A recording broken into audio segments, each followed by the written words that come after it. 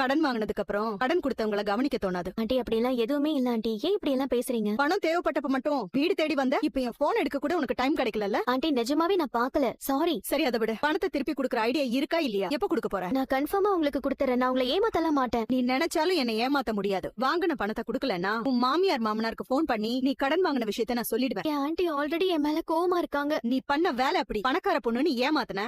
அவங்களும் அதை நம்பி பெருமை பேசினாங்க. இப்ப ஏமாந்து போயிட்டாங்க. இப்படி அடுத்தவங்களை ஏமாத்தின மாதிரி என்ன ஏமாத்தலாம்னு நினைச்சிடாத. அப்புறம் நான் உனக்கு கால் பண்ண மாட்டேன், உன் மாமியாருக்கு தான் கால் பண்ணுவேன். ஆண்டி ப்ளீஸ், நீங்க என்ன தப்பா புரிஞ்சுகிட்டு இருக்கீங்க. நான் உங்களை ஏமாத்தணும்லாம் நினைக்கல. என் சிச்சுவேஷன் ரொம்பவே சரியில்லை. நான் சீக்கிரமாவே உங்களுக்கு கொடுத்துறேன். என் ஆண்டி கிட்ட மட்டும் சொல்லிடாதீங்க. அப்புறம் இந்த வீட்லயே என்ன இருக்க விட மாட்டாங்க. அது உனக்கு தெரிஞ்சா சரி. பரவாயில்லையே, என் முகத்தை பார்த்தா உனக்கு அதெல்லாம் தெரியுதா? இந்த அளவுக்காச்சும் என் மேல கேர் எடுத்துக்கிறேன். யார் உங்க இப்படி பேசுறா? என்னைக்கு நான் உன் மேல கேர் இல்லாம இருந்திருக்கேன்? சரி என்ன ப்ராப்ளம் சொல்லு. ப்ராப்ளம்லாம் ஒண்ணுமே இல்ல. நான் என் ப்ரொஃபஷனல் இன்னும் டெவலப் பண்ணலாம்னு இருக்கேன். நல்ல விஷயம் தானே. சாதாரண பூ கட்டுற வேலை பண்ற மீனாவே டெவலப் பண்றா. நீ பண்றது அதை விட பெரிய வேலை. இப்பெல்லாம் பூ இல்லாம கூட ஃபங்க்ஷன் பண்ணுவாங்க. ஆனா மேக்கப் போடாம யாருமே ஃபங்க்ஷனுக்கு வர மாட்டாங்க.